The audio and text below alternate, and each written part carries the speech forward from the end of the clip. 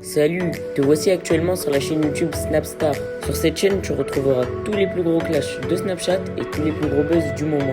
Surtout, n'hésite pas à t'abonner tout en activant la cloche des notifications pour ne rien rater du contenu exclusif de cette chaîne. Et oui, sur cette chaîne, tu retrouveras du contenu qui n'est disponible nulle part ailleurs. Sur ce, je te laisse avec la vidéo.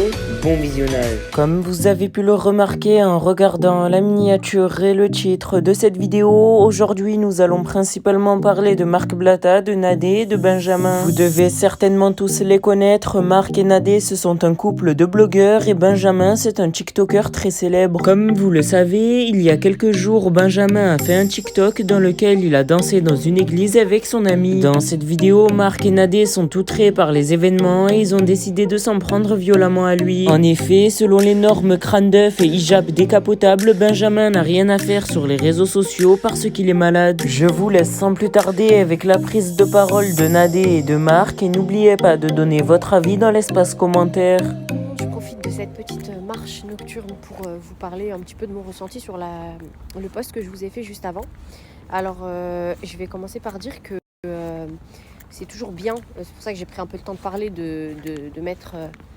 De réfléchir un petit peu et de laisser passer la colère, parce qu'il ne faut pas parler avec des émotions, bien que forcément ça provoque des émotions. Quand on voit ce genre de vidéo, il y en a qui vont peut-être se poser la question, à se dire pourquoi j'ai pas réagi avant, ou parce que là effectivement c'est sur du Coran. C'est parce que c'est vrai qu'il faut pas faire d'hypocrite. J'étais très touchée par ce qu'il a fait avant, mais je le suis encore plus maintenant parce que voilà, ça me touche directement, enfin ça, en tout cas ça concerne directement ma religion. Maintenant il faut savoir que je vais vous dire quelque chose pour les gens qui savent, pour les gens qui ne le savent pas. C'est pas la première fois que les gens attaquent, que ce soit notre religion, notre prophète salam, ou alors le Coran ou même Dieu. Et du coup, ce ne sera pas la dernière fois. Et j'aimerais vous rappeler aussi que parmi les personnes qui ont été les plus virulentes envers notre prophète salam, eh bien ils ont fini comme ses plus proches compagnons. Donc tout ça pour dire que ce n'est pas la première fois et qu'en aucun cas ça n'atteint notre religion. Et éventuellement ça peut nous atteindre nous, parce que ça nous fait du mal de voir ça, mais ça ne doit pas nous atteindre. Parce qu'en réalité, ce qu'il fait, il se fait du mal à lui-même. La seule personne à qui il fait du mal quand il fait ça, c'est à lui. Donc il faut savoir que cette personne-là, c'est un jeune garçon apparemment qui est très profondément malheureux. Je le défends pas, bien entendu, mais faut faire un constat. C'est quelqu'un qui a l'air d'être malheureux, qui est pas tranquille dans sa tête, parce que faut pas être équilibré mentalement pour en arriver à ce genre de provocation.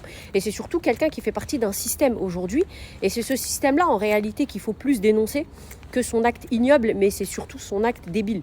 Donc en fait, quand je parle de ce système, je parle des personnes qui l'ont mis en avant et qui l'ont invité, que ce soit dans tes plateaux télé ou des choses comme ça. Et franchement, je trouve que c'est déjà lamentable, parce que ça donne du grain à moudre à ce genre de personnes. Et aujourd'hui, les gens se disent, pour faire un buzz, pour passer à la télé, il va falloir que je sois dans la provoque, il va falloir que je sois dans ce genre de choses-là. Il faut savoir que il vit en France, il faut être très honnête. La France, c'est pas comme à Dubaï, il a le droit légalement de faire ce genre de choses. Donc après, on est d'accord, on n'est pas d'accord, légalement, il est dans son droit.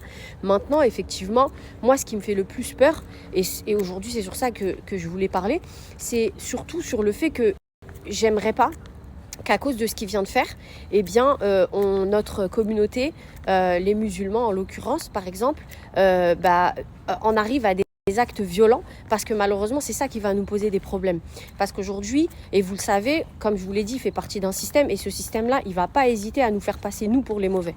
Pour moi, la meilleure réaction à avoir pour ce genre de personnes-là, c'est la première chose, c'est l'ignorance, mais autant que faire se peut. Après, nous on est influenceurs, on en parle absolument pas pour le mettre dans la lumière, c'est plutôt pour mettre en garde les gens qui voudraient justement l'attraper, le taper, etc.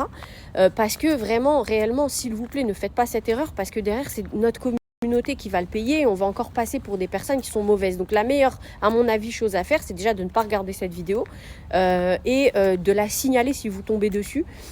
Même si effectivement Marc a mis un screen comme quoi TikTok ne supprime pas, mais si un signalement massif c'est bien, et de lui montrer que finalement ça nous passe au-dessus, peut-être que ça nous met en colère sur le coup, mais on sait se contenir, il n'y a pas de problème. En tous les cas, gardez bien en tête que cette personne, et c'est ce message là le plus important pour moi, ne se fait du mal qu'à elle-même, il se fait du mal à lui-même, ni en aucun cas à Dieu, à notre religion, et il ne doit pas nous en faire à nous.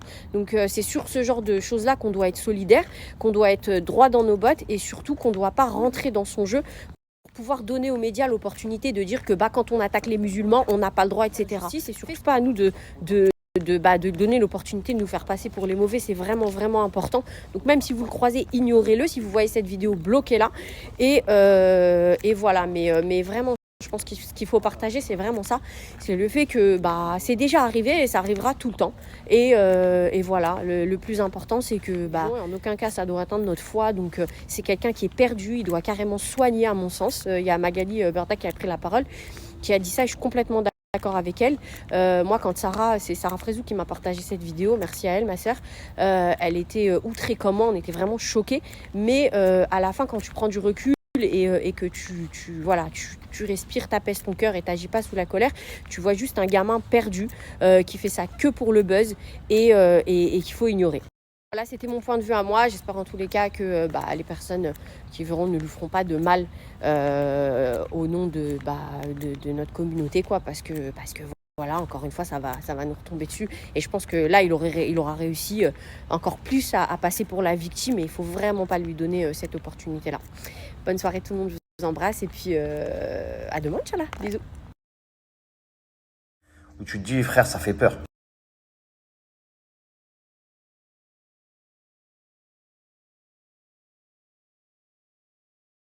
La famille, le pire, c'est que la France, on n'est pas si loin que ça. Hein. On est à quoi, peut-être 5-6 000 kilomètres. Ouais, 5-6 000 kilomètres de la Russie, tout ça. Je sais pas, en tout cas, j'ai pas les distances, mais en tout cas, je sais que c'est pas loin, c'est pas une dinguerie. Macron, il a pris la parole. Il a clairement pointé du doigt Poutine. Déjà que les échanges qu'ils avaient eu avec une table de 800 km, là, on avait vu qu'ils étaient pas potes. Donc là, je pense que ça commence à sentir le roussi, même pour la France. Et là, c'est ça qui est chaud. Donc, faut vraiment appeler à la paix, au calme, etc. Mais là, c'est chaud. Je sais pas ce qu'ils font les présidents. Là, en ce moment, c'est chaud. Hein. Le président Poutine n'a pas seulement attaqué l'Ukraine. Il a décidé de bafouer la souveraineté de l'Ukraine. Il a décidé de porter l'atteinte la plus grave à la paix, à la stabilité dans notre Europe depuis des décennies. Nous avions anticipé ensemble cette crise en menant un dialogue exigeant. Et aux côtés de nos alliés et partenaires européens, nous avons tout fait pour l'éviter. Elle est là. Et nous sommes prêts. À cet acte de guerre, nous répondrons sans faiblesse, avec sang-froid, détermination et unité. Nous prendrons des décisions lors du G7 cet après-midi, du Conseil européen qui se tiendra ce soir à Bruxelles et du sommet de l'OTAN qui se tiendra dans les prochaines heures. Nous demanderons à la Russie de rendre des comptes au Conseil de sécurité des Nations Unies. En tout cas, la famille, ça fait peur, mais Khel, Inch'Allah, j'espère que ça touche pas vos familles pour l'instant. Je dis bien pour l'instant, parce que voilà, vu les prises de parole aussi, tu te dis, ouais, ils cherchent les problèmes. Il y a des gens qui cherchent des problèmes là où il n'y en a pas. Le mec, il a pas parlé de la France, l'autre il dit, ouais, on va répondre. On va lui demander des comptes. Pourquoi tu te mêles, frère? Pourquoi?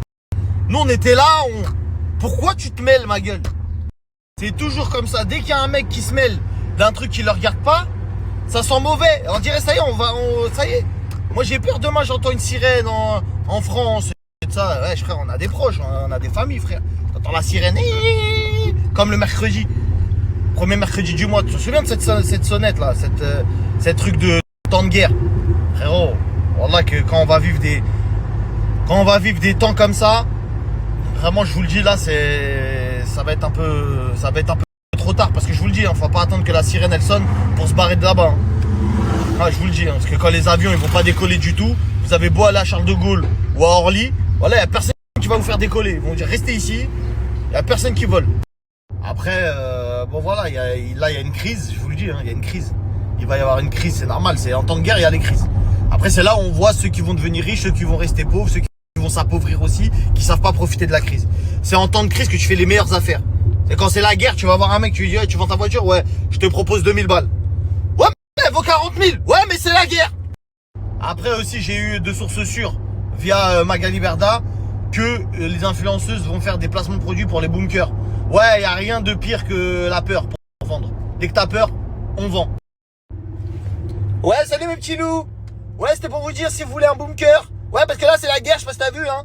Avec le code 1000 à 20, il y a moins 20% sur le bunker.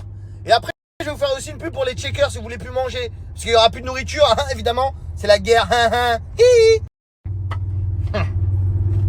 Eh oui, camarade. Que des tapettes. Ils sont partis se réfugier à Dubaï. Ils sont pas prêts pour la guerre. Je me dirige vers l'aéroport. On va prendre le premier vol pour l'Ukraine. On va voir si Poutine va attaquer qui. Merci à toi d'avoir visionné cette vidéo et surtout n'hésite pas à liker la vidéo et à nous donner ton avis dans l'espace commentaire. Sur ce, on se retrouve dans une prochaine vidéo. Peace.